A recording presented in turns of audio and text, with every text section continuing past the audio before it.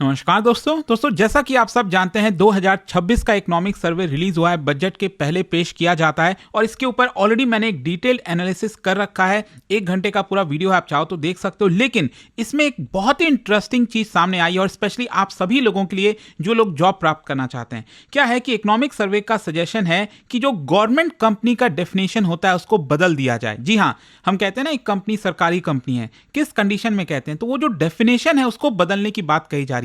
कहीं ना कहीं यहां पर अब मामला यह आ रहा है कि क्या बैकडोर से प्राइवेटाइजेशन किया जा रहा है। इसको थोड़ा सा हम डिटेल में समझेंगे कि एग्जैक्टली इकोनॉमिक सर्वे का प्रपोजल क्या है, इससे इंपैक्ट क्या होगा, सरकार को क्या फायदा होगा और क्या यहां पर जो सरकारी कंपनी है वो एक प्रकार से अपना स्टेक बेचना स्टार्ट कर देंगी। चलिए शुरुआत करते हैं। लेकिन उससे पहले आप सबको बता दूं, आप में से जो भी लोग यूपीएससी की तैयारी कर रहे हैं, 2027 हो 28 हो, हर एक बैच अवेलेबल है जिसमें प्रीलिम्स मेंस इंटरव्यू सब कुछ की तैयारी कराई जाती है। 31 जनवरी तक अगर आप बैच लेते हो तो ऑफर के साथ साथ डबल वैलिडिटी आपको हमारे सभी बैचेस पर मिल जाएगा। लिंक कमेंट सेक्शन में दिया हुआ है, यूज करिए ये कोड अंकित लाइव मैक्सिमम डिस्काउंट के लिए। और ये फोन नंबर है, यहां पर आप कॉल कर सकते हैं, मेरी टीम आपको अच्छे से गाइड कर देगी।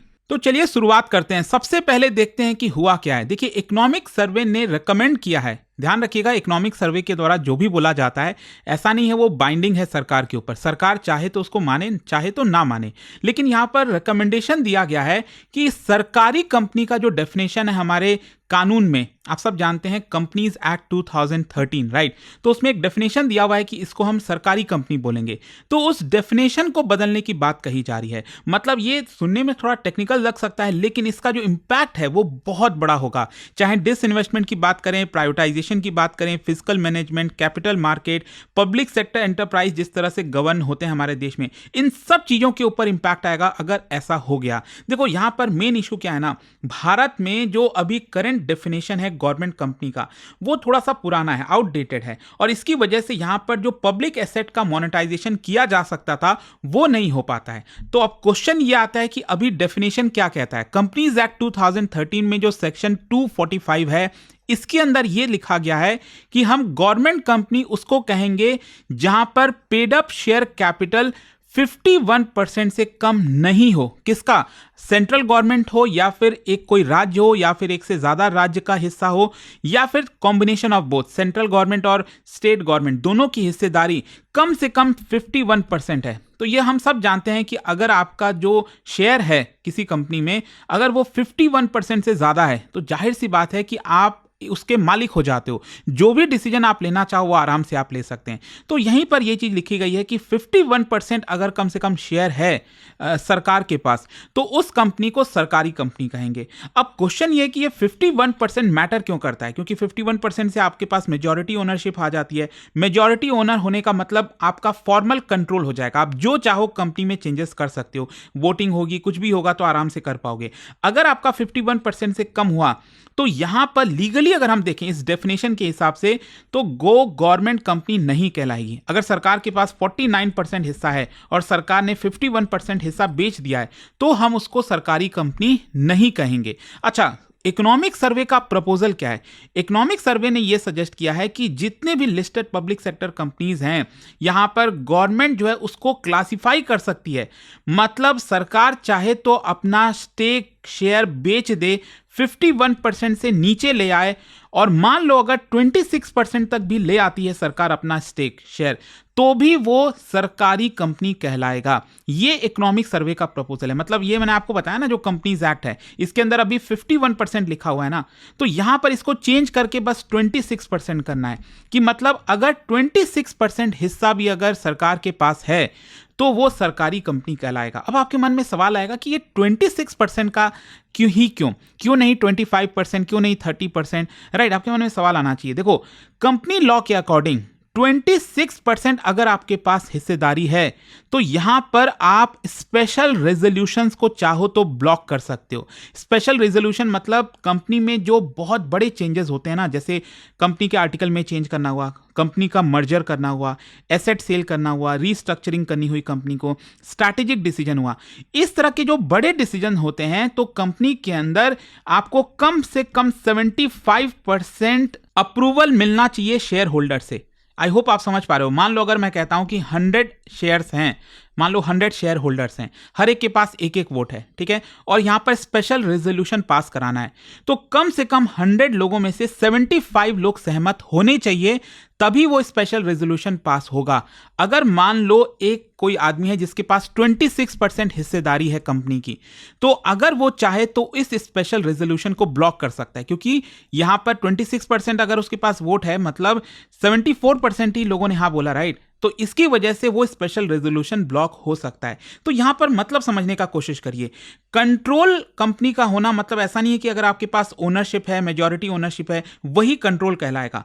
मतलब अगर आपके पास एबिलिटी है कि आप वीटो लगा सकते हो क्रिटिकल डिसीजंस में, तो भी वो कंट्रोल कहलाएगा, ऐसा इकोनॉमिक सर्वे का कहना है।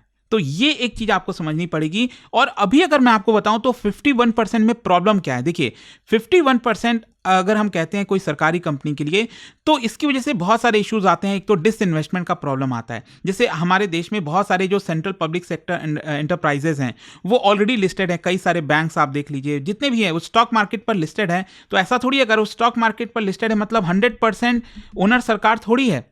अगर 100% ओनर सरकार रहेगी तो वो स्टॉक मार्केट पर लिस्ट ही नहीं होगा, क्योंकि यहां पर सरकार ने अपना कुछ हिस्सेदारी बेच दी, तो ऑलरेडी यहां पर सरकार की हिस्सेदारी कम हो गई है। तो कई ऐसे एंटरप्राइजेज हैं, सरकारी कंपनी हैं जो स्टॉक मार्केट पर लिस्टेड हैं, यहां पर प्रोफेशनली मैनेज किए जाते हैं, प्राइवेट फर्म्स की तरह आजकल काम करने लगे हैं, बहुत सारे पीएसयूज ऐसे भी हैं। तो यहां पर अगर गवर्नमेंट मान लो अपनी हिस्सेदारी गिराते गिराते 51% कर देती है, जैसे अगर हम मान लो एलआईसी की बात करें, एलआईसी में तो आज के डेट में 90% से ज्यादा जो स्टेक है वो किसके पास है, सरकार के पास है।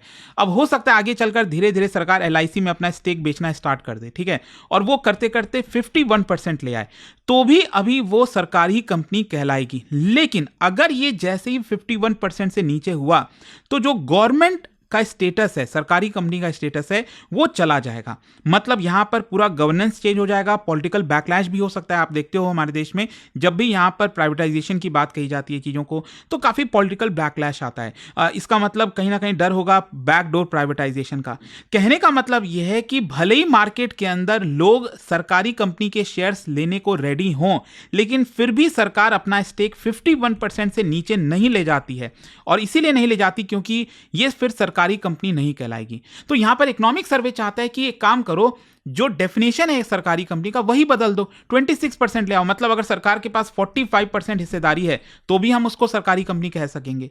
और इसमें प्रॉब्लम क्या आता है मैं आपको बताता हूं। बेसिकली इकोनॉमिक सर्वे ये कह रहा है कि जो कैपिटल है वो लॉक हो जाता है, इनएफिशिएंट जो चीजें चल रही हैं वो लॉक हो जाती हैं। इकोनॉमिक सर्वे का कहना है कि सरकार का लगभग 10 लाख करोड़ से ज्यादा का worth of equity central public sector enterprises में फंसा हुआ है। मतलब पैसा जो है वो सिंपली वहां पर फंसा हुआ है, जहां से रिटर्न बहुत कम आता है। मतलब वो पैसा अगर सरकार ले ले, जैसे मान लो अगर कोई कंपनी है, सरकारी कंपनी है जहां पर सरकार का 51% शेयर है, अब सरकार इसमें से 10% शेयर अपना बेच देती है, मतलब सरकार के पास अब 41% हो गया। अब ये 10% हिस्सा बेचकर सरकार को मान लो 50,000 करोड़ रुपए आए सरकार के पास, जस्ट इमेजिन करो। तो इसकी वजह से ये 50,000 करोड़ रुपए सरकार इंफ्रास्ट्रक्चर में, ग्रीन ट्रांजिशन में, डिफेंस मॉडर्नाइजेशन में, ह्यूमन कैपिटल में, कई जगह सरकार खर्च कर पाएगी। मतलब 51% ये जो रूल चल रहा है ना, इसकी वजह से बहुत ज्यादा लीगल हर्डल्स आता है, एंड ये इकोनॉमिक नेसेसिटी नहीं है। अच्छा, मान लो अगर हम बात करें कि ये डेफिनेशन चेंज हो जाता है, 26% अगर सरकार के पास है तो भी हम उसको सरकारी कंपनी कहेंगे, तो इससे फर्क क्या आएगा? मतलब इससे सरकार के पास कंट्रोल क्या आएगा?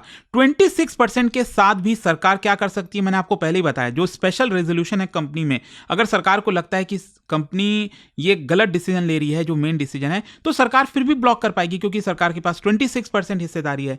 मतलब सरकार का जो बोर्ड होता है, हर एक कंपनी का बोर्ड होता है, राइट, तो उसको भी रिप्रेजेंट कर पाएगी, क्योंकि सरकार के पास अच्छा खासा स्टेक रहेगा 26% का। स्ट्रैटेजिक शेयर होल्डर एग्रीमेंट जो है वो कर पाएगी सरकार, सेक्टोरल रेगुलेशन कर पाएगी। मतलब 26% के साथ भी जो एनर्जी है, ट्रांसपोर्ट है, डिफेंस सेक्टर है, अगर ऐसी कोई कंपनी है तो भी उसको अच्छे से रेगुलेट कर सकती है, क्योंकि ये 26% कोई कम नहीं होता है। और ग्लोबली भी अगर आप देखोगे तो जो गवर्नमेंट है वो फॉरेन कंट्रीज में कई बार जो फॉरेन गवर्नमेंट्स होती हैं वो माइनॉरिटी स्टेक रिटेन करती हैं, लेकिन उनका हिस्सेदारी इतना होता है ताकि वो जो इंपॉर्टेंट डिसीजंस होते हैं कंपनी में उसको वो बदल सके। कंट्रोल बेसिकली रूल्स के थ्रू एक्सरसाइज किया जाता है, ना कि ओनरशिप के थ्रू। यहां पर भारत में क्या है कि ओनरशिप के थ्रू यहां पर चीजें डिसाइड की जा रही हैं कि क्या 51% शेयर है कि नहीं, तो ही हम उसको सरकारी कंपनी कहते हैं। तो ये एक इंपॉर्टेंट चीज है। अच्छा, यहां पर सरकार को फायदा क्या क्या होगा? सबसे पहला है ईजियर इक्विटी मोनेटाइजेशन। सरकार अपनी हिस्सेदारी इजीली बेच सकेगी, इसकी वजह से यहां पर बेटर प्राइस डिस्कवरी होगा शेयर का, पब्लिक फ्लोट ज्यादा होगा, लिक्विडिटी ज्यादा बढ़ जाएगी। मतलब इसकी वजह से सरकार का जो नॉन टैक्स रेवेन्यू है वो इंक्रीज हो सकेगा। सरकार के पास पैसा आएगा, मतलब विदाउट इंपोजिंग न्यू टैक्सेस, या फिर सरकार को उधार भी नहीं लेना पड़ेगा, लेकिन फिर भी सरकार के पास पैसा आ जाएगा। फिर इसके अलावा फिस्कल कंसोलिडेशन भी कर सकेगी सरकार। आप सब जानते हो यहां पर कोशिश होती है कि जो फिस्कल डेफिसिट है उसको कम किया जाए, जो ग्रोथ मोमेंटम है उसको मेंटेन रखा जाए। तो डिसइन्वेस्टमेंट अगर सरकार कर पाएगी तो कैपिटल एक्सपेंडिचर में खर्च कर सकती है। जो इस समय कर्ज है सरकार के ऊपर वो प्रेशर कम हो सकता है। काउंटर जो साइक्लिकल पॉलिसी सरकार लाती है उसको सपोर्ट कर सकती है। ये इकोनॉमिक सर्वे ने कहा। और साथ ही साथ बेटर कैपिटल एलोकेशन, मतलब इकोनॉमिक सर्वे का ये मानना है कि गवर्नमेंट का जो कैपिटल है वो फ्यूचर ओरिएंटेड सेक्टर्स में ज्यादा जाना चाहिए रादर देन जो कमर्शियली मैच्योर सेक्टर्स हैं। मतलब ऐसे सेक्टर जहां पर सरकार को दखल देने की जरूरत नहीं है, जैसे कई ऑयल पीएसयूज वगैरह हो गए, यहां पर जैसे ऑयल रिफाइनिंग वगैरह हो गया। अब तो बहुत सारे प्राइवेट कंपनीज हैं, तो जरूरी नहीं है कि सरकार को इसमें रहना ही रहना चाहिए 51% स्टेक के साथ। अब सरकार को क्लीन एनर्जी पर फोकस करना चाहिए, जो फ्यूचर वाली एनर्जी है। यहां पर ट्रेडिंग जो पीएसयूज हैं इसके बजाय इंफ्रास्ट्रक्चर के ऊपर सरकार को फोकस करना चाहिए। जो लो रिटर्न वाले एसेट्स हैं इसके बजाय जो इनोवेशन फाइनेंस है उसके ऊपर फोकस करना चाहिए। मतलब जहां पर सरकार के कैपिटल की आवश्यकता है वहां पर सरकार को फोकस करना चाहिए रादर देन, क्योंकि पहले जो काम होना था वो हो गया। अब यहां पर सरकार अगर उस पैसे का सही इस्तेमाल करेगी तो ये हमारे देश के लिए फायदा होगा। अच्छा, अब क्वेश्चन ये आता है कि क्या ये प्राइवेटाइजेशन है? इकोनॉमिक सर्वे का कहना है कि नहीं। इक्विटी मोनेटाइजेशन और प्राइवेटाइजेशन में फर्क समझिए। इक्विटी मोनेटाइजेशन की बात करिए इकोनॉमिक सर्वे, उनका कहना है कि गवर्नमेंट के पास स्ट्रैटेजिक कंट्रोल होगा 26% स्टेक के साथ भी, पब्लिक ओनरशिप धीरे धीरे रिड्यूस होगी, कंपनी में गवर्नमेंट का इन्फ्लुएंस बरकरार रहेगा। प्राइवेटाइजेशन हम तब कहते हैं जब गवर्नमेंट मैनेजमेंट से ही एग्जिट कर जाती है, ओनरशिप और पूरा जो ट्रांसफर है सब कुछ प्राइवेट हाथों में चला जाता है। तो यहां पर फ्लेक्सिबिलिटी की बात कही गई है, नॉट आइडियोलॉजी। अच्छा, अब क्वेश्चन यह है कि सरकार पूरी तरह से कंपनी को प्राइवेटाइज क्यों नहीं कर देती? देखो, सर्वे का यह कहना है कि अगर प्राइवेटाइजेशन करना ही होता तो सरकार पहले भी कर सकती थी, लेकिन नहीं किया। यहां पर बेसिकली लीगल चेंज की बात कह रहा है इकोनॉमिक सर्वे। मतलब वो ये कह रहा है कि देखो, हमारे देश में ऐसा नहीं है कि जितने भी पब्लिक सेक्टर्स हैं, अंडरटेकिंग्स हैं, कंपनीज हैं, सरकारी कंपनी, उसको प्राइवेटाइज करना है, क्योंकि कुछ ऐसे कंपनीज हैं जो स्ट्रैटेजिकली इंपॉर्टेंट है, नेचुरल मोनोपोली होना जरूरी है, सिस्टमिकली क्रिटिकल होती हैं वो। तो नए डेफिनेशन क्या करेगा? एक मिडिल पाथ चुन रहा है। हम पूरी तरह से प्राइवेटाइजेशन की तरफ भी नहीं जा रहे हैं और पूरी तरह से ये भी नहीं कह रहे हैं कि सरकार का पूरा कंट्रोल है। मतलब डे टू डे चीजों में सरकार का कंट्रोल ना हो, जो स्ट्रैटेजिक चीजें हैं उस पर सरकार का कंट्रोल हो। अच्छा, लास्ट में क्वेश्चन ये आता है कि इसको करने के लिए क्या करना होगा? देखो, एक तो डेफिनेशन में बदलाव करना होगा। डेफिनेशन में बदलाव करने के लिए जो कंपनीज एक्ट है 2013 का, इसमें चेंजेस लाने होंगे। बोर्ड अपॉइंटमेंट्स के रूल्स डिफाइन करने होंगे, ऑडिट रिक्वायरमेंट, अकाउंटेबिलिटी स्टैंडर्ड तय करना होगा। मतलब इसकी वजह से हमारे देश में जो पीएसयू गवर्नेंस है वो मॉडर्नाइज हो सकेगी। पॉलिटिकल माइक्रो जो मैनेजमेंट चलता रहता था पीएसयूज के अंदर, वो कम हो जाएगा और जो प्रोफेशनल मैनेजमेंट है वो ज्यादा आपको देखने को मिलेगा। आई होप कि इस वीडियो के थ्रू आपको समझ में आ गया होगा कि एग्जैक्टली इकोनॉमिक सर्वे ने क्या कहा है गवर्नमेंट कंपनी को चेंज करने के लिए।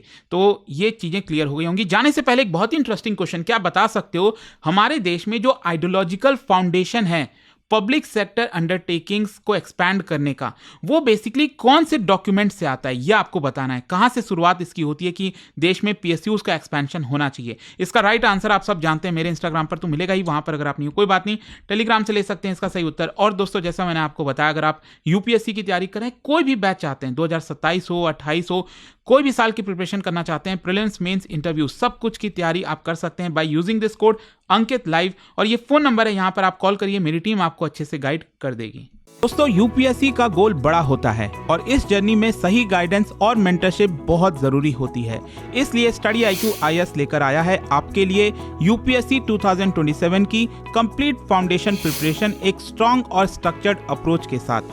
हमारा फाउंडेशन कोर्स 3 लैंग्वेजेस में अवेलेबल है, इंग्लिश, हिंदी और इंग्लिश। अब आप अपनी पसंद की लैंग्वेज में तैयारी शुरू कर सकते हैं। Same syllabus, same expert faculties और सेम क्वालिटी गाइडेंस के साथ। इस कोर्स में आपको मिलेगा टॉप फैकल्टीज का एक्सपर्ट गाइडेंस, प्रीलिम्स से इंटरव्यू तक complete coverage, daily live evening classes, structured notes, previous year questions and test series. साथ में मिलता है dedicated mentorship throughout the journey. Seats limited है और अगर आपका टारगेट यूपीएससी 2027 है तो यह बिल्कुल सही वक्त है शुरुआत करने का। बस स्टडी IQ ऐप खोलो, P2I बैच सर्च करो, यूज करो code Ankit live ANKITLIVE for maximum discount और अपना एनरोलमेंट कंप्लीट करो। अभी भी कोई डाउट है तो इस नंबर पर कॉल करिए 092400239293। याद रखिए, यूपीएससी की जर्नी वही जीतता है जो सही प्लानिंग के साथ सही वक्त पर शुरुआत करता है। स्टडी IQ IAS, आपका सिलेक्शन हमारा मिशन।